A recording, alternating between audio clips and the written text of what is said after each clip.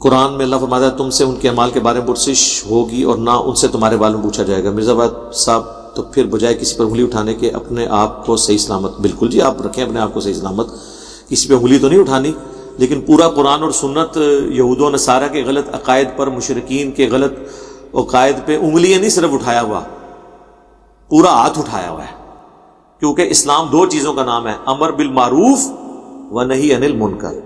اگر کوئی کہتا ہے نا کسی دوسرے کے عقائد پہ انگلی نہیں اٹھانی تو قرآن و سنت کی ساری تعلیمات ختم ہو جائیں گی، کیونکہ قرآن و سنت کی تعلیمات مشرکین عرب میں جب آئیں تو ان کی بت پرستی کے خلاف آئیں، اہل کتاب کے خلاف۔ اللہ تعالیٰ نے ان کو میٹھی باتیں نہیں کی ہیں، سورہ بقرہ سے لے کے سورۃ النساء، آل عمران، المائدہ میں ان کے ایک ایک عقیدے کا ڈنکے کی چوٹ پہ رد کیا ہے۔ تو یہ باقی یہ آیت آپ آؤٹ آف کانٹیکسٹ کوٹ کر رہے ہیں، اس میں اللہ تعالیٰ نے فرمایا کہ تم سے یہ نہیں پوچھا جائے گا کہ انہوں نے کیا نیک اعمال کیے، تم سے یہ پوچھا جائے گا کہ تمہارے نیک اعمال کیا ہیں۔ یہ آیت کو دھوکہ دے کے انہوں نے پیش کیا، چونکہ آپ عربی نہیں جانتے تھے۔ پہلے پارے کی آخری آیت ہے، اس کا کانٹیکسٹ دیکھیں کہ یہودی کہتے تھے کہ ہم ابراہیمی ہیں، اور یہ نسبت ہی ہمارے کام آ جائے گی۔ اللہ نے فرمایا وہ تو ایک بڑی نیک جماعت تھی، وہ اپنے اعمال اپنے ساتھ لے گئی۔ لہا ما کسبت ولکم ما کسبتم، وہ اپنے نیک اعمال اپنے ساتھ لے گئی ہے اور تم نے اپنے اعمال خود کرنے ہیں۔ تم سے نہیں پوچھا جائے گا ان کے نیک اعمال کیا ہیں، تم سے پوچھا جائے گا تمہارے نیک اعمال کیا ہیں۔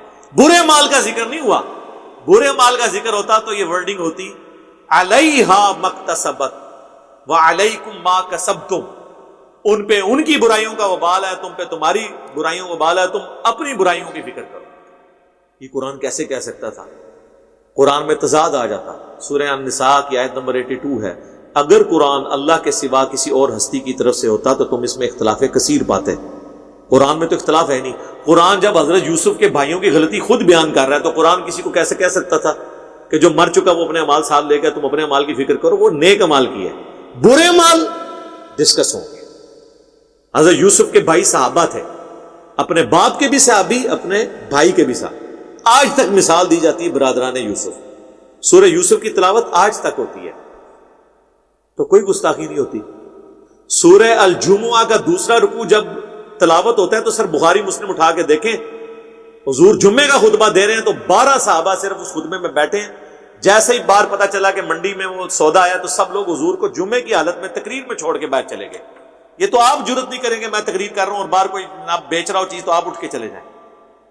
تو اللہ تعالیٰ نے قرآن میں آیت نازل کی کہ اے نبی تمہیں خطبے میں اس طریقے سے چھوڑ کے چلے گئے، اللہ کے ہاں تو اس سے بہتر ہے، اللہ تعالیٰ رزق دینے والا ہے۔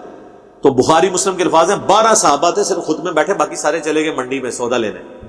تو اب قیامت تک جب یہ آیات پڑھی جائیں گی تو کسی صحابی کی توہین نہیں ہو رہی، بلکہ ایک ایٹیچیوڈ کے بارے میں ہو رہا ہے کہ اپنی اصلاح کرو، ورنہ تو ہر چیز سے توہین کا پہلو نکلے گا۔ مجھے بتائیں عصمت صحابہ، عصمت اہل بیت بڑی چیز ہے یا نبیوں کی عصمت بڑی چیز ہے؟ تو قرآن میں کیوں آیا کہ حضرت موسیٰ علیہ السلام سے بندہ مار گیا تھا؟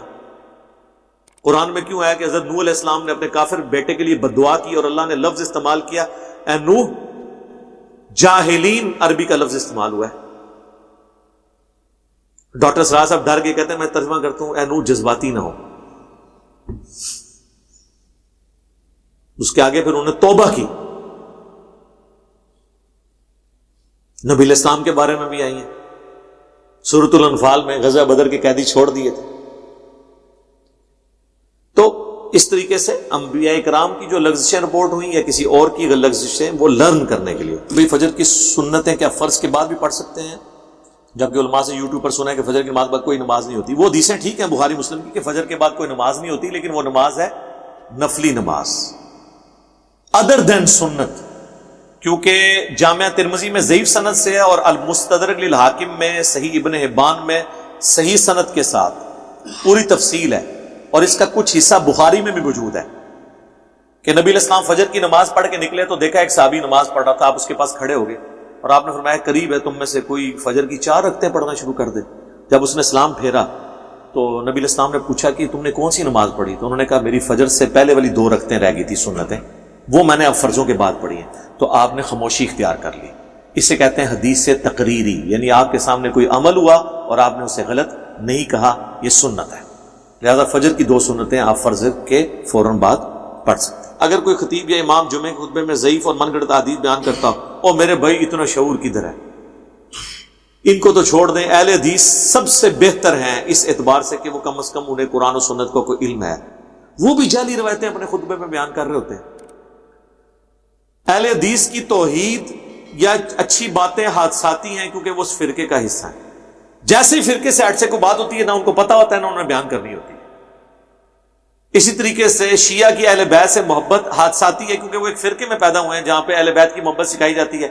جیسے ہی اہل بیت سے ہی کوئی ایسی بات بتائی جائے جو ان کے خلاف ہو، ہاتھ پاؤں پڑ جاتے ہیں ان کو۔ میں نے بتایا نا پچھلے دنوں میں نہج البلاغہ سے مولا علی کا خطبہ 232 نمبر یا 234 کہ مولا علی جو ہیں وہ حضور کی میت پہ کہہ رہے ہیں کہ اگر آپ نے ہمیں رونے سے اور آہو بکا سے منع نہ کیا ہوتا تو ہم یہاں پہ اپنی جان دے دیتے، لیکن آپ نے اس چیز سے منع کیا تھا، اور آپ کی موت عام موت نہیں ہے، اب آسمانی خبروں کا سلسلہ ہمیشہ کے لیے ختم ہو گیا، باقی انبیاء کے مرنے سے ایسا نہیں ہوتا تھا۔ تو عقیدہ امامت بھی فارغ اور نوح و ماتم بھی فارغ۔ تو لیکن وہ کہتے ہیں اسی تو سنے ہی نہیں، کہتے بھائی ہوں نہیں سنا، ہوں سن لیا جنا، اگے ٹرو، ہاں اگے ٹرو۔ کہ اگر میں بخاری تو بیان کیتا تو پھر تسی پاویں کو کہ ساڈی کتاب نہیں، اصول الکافی، اور اصول الکافی سے پہلے بھی ہر چیز تو قرآن میں لکھی ہوئی ہے۔ لوگ کہتے ہیں شیعہ کی بھی کوئی کتاب رکھے، یہ رکھی ہوئی سب سے اوپر شیعہ کی کتاب۔ غدیر خون پہ کیا ہے؟ قرآن اور اہل بیت۔ تو قرآن شیعہ نہیں مانتے کیا؟ قرآن مانتے ہیں۔ تو یہ سب سے اوپر وہ کتاب رکھی ہے جو سنی شیعہ میں کامن بانڈ ہے، قرآن کے مطابق عقیدے کا۔